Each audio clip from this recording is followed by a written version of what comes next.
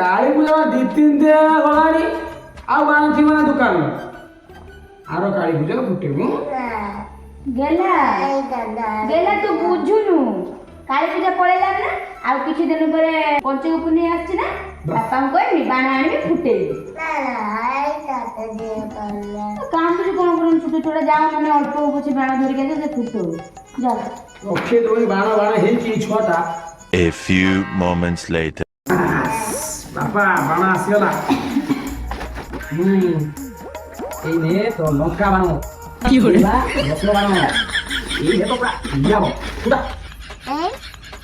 বাপা এরকম বাণ এটা অরিজিনাল বানো বাপা পুরা কি হলো